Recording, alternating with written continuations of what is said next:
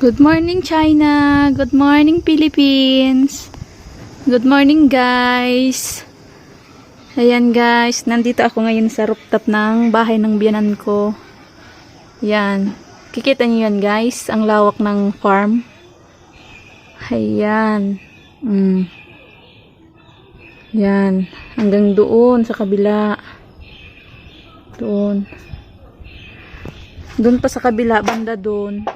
Hindi nakita kasi may mga puno na. Matataas yung puno. Yan guys na mga nakatanim dyan. Lahat yan, mais. Ayan.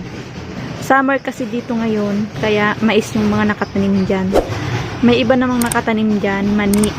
Pero dito sa banda na tatanaw ko, walang nakatanim na mani.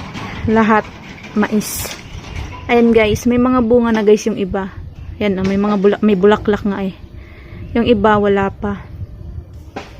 Ayan. Pag summer guys, mais yung mga nakatanim. Lahat yan. Sobrang lawak niyan guys. Ayan. Nakikita nyo yan guys. Lahat ng nakikita nyo guys, hindi yan sa amin. Ayan. Ayan guys. Oh. Ito guys na bubong na to. Bubong to guys ng ano. Makina nung ano guys, yung mga kalakal kapag yung kalakal kapag inaano nila. Ayan. Ayan yung makina. Oh, hindi kita eh. Junk shop kasi to guys na ano, na sa likod ng bahay ng biyanan ko guys. Ayan, kita nyo guys yan. May mga bote, mga karton, mga plastic. Ayan. Malawak na junk shop to guys. Hanggang dun to sa may kalsada. Itong bubong na to guys. Ang laki ng makina nito guys. Ang ingay ng makina kapag nagpapaandar sila. Ayan.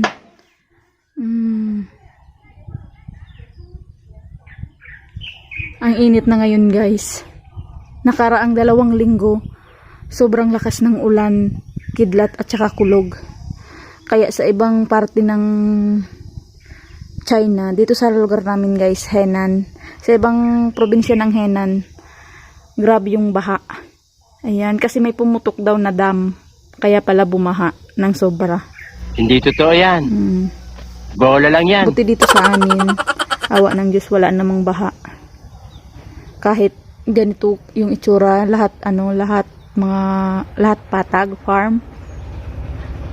Pero marami rin naman na kahoy. Ayun nga guys, di ba nakikita nyo guys. Tapos yung mga kahoy na yan guys, hindi yan kusang tumutubo lang dyan, gaya sa atin sa Pinas na kapag sa halimbawa sa gubat tumutubo lang kusa. Hindi, ito guys na mga puno na yan, lahat yan tinatanim nila. Ayan, lahat yan may-ari, lahat yan tinatanim nila. Kasi guys, yung kahoy na yan yung kapag lumalaki, binebenta nila yan. Diyan mismo sa puno. Ang magpuputol niyan guys, yung bibili. Yan. Kasi guys, yan yung ginagawang chopstick. Dito kasi sa China, kahit yung mga sanga na yan, ng kahoy, napapakinabangan yan guys kasi ginagawa nila na chopstick. Yan, ganyan. Tsaka yung dahon na papakinabangan din nila kasi pinapatuyo nila yan. Ginagawa din nila yan na panggatong. Tapos kapag hindi naman panggatong, ngayong summer, iniipunin nila yan. Tapos tinatakpan lang nila yan ng trapal or plastic para hindi mabasa ng ulan at saka matuyo na.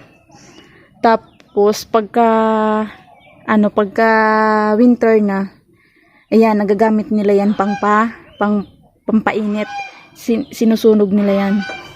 Ayan, ganun dito guys. Kahit yung mga sanga-sanga na yan, nakikinabangan yan dito guys. Hindi yan tinatapon. Hindi gaya sa atin sa Pinas. Kapag pinutol yung puno, hinahayaan na lang yung mga dahon, yung mga sanga. Ganun. Dito sa China, lahat yan napapakinabangan. Kahit nga yan guys na mga dahon ng mais. Ayan, iniipon nila yan. Iniimbak nila yan. Tapos, pinapakain din nila yan sa kambing. Tsaka baka. Yung mais, yung dahon ng mais. Ayan. Ganyan dito guys sa China. Wala silang sinasayang. Kaya siguro guys, nagkakapera yung mga tao dito guys, no? Kaya hindi sila marunong magtapon ng mga pwede pang makinabangan. Pero guys, kapag sa damit naman guys, halimbawa, napunitan lang ng unti. Ayan, ayaw na nila. Kahit maliit na butas lang, ayaw na nila. Kahit nga, wala pang butas, basta, na ilang suot na nila, ayaw na nila. Kasi dito sa China guys, parang ang bilis nilang makabili. Ganun. Sa atin, kung wala ka talagang pera, nga. Ayan.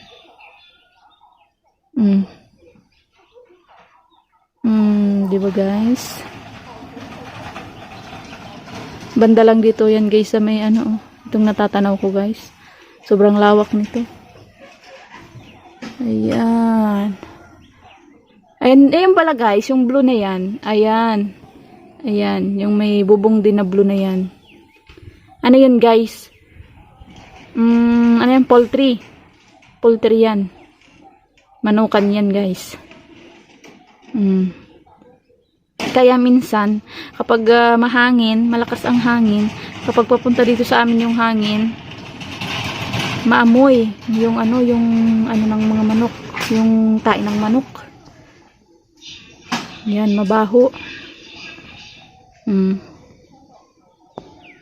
Banda naman dun sa dito sa likod ko, mayroon naman ditong yung baboyan. Ayan, dito sa China guys, maano sila yung negosyo ba? Tapos kahit nandyan lang sa nyo, sa lugar nyo, kikita yan kasi pinupuntahan ng mga buyer. Ayan, nagpaandar ng ang ingay.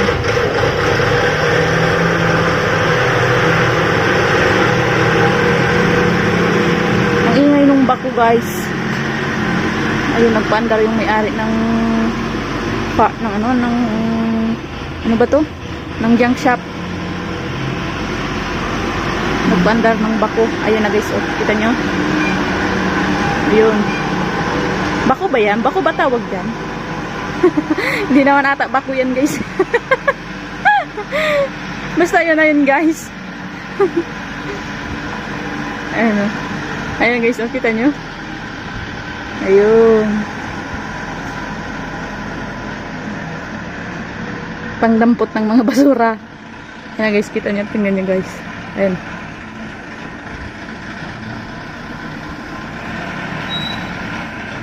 Ayan. Ang init.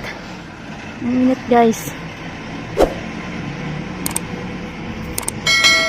Ayan.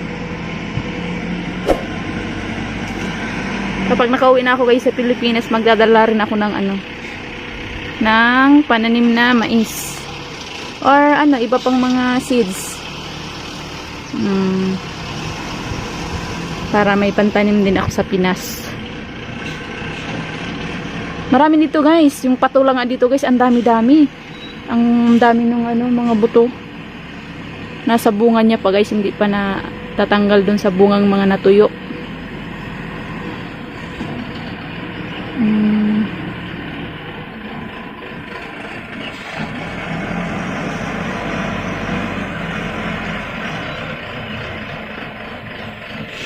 Ayan.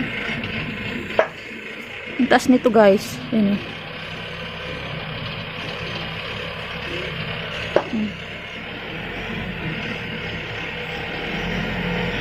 Yun naman pala guys. Ayan. Ay, may nakikita kayo guys na parang puti. Ayan. Ayan. Lupa yan guys. Yung lupa na ano ba tawag dun?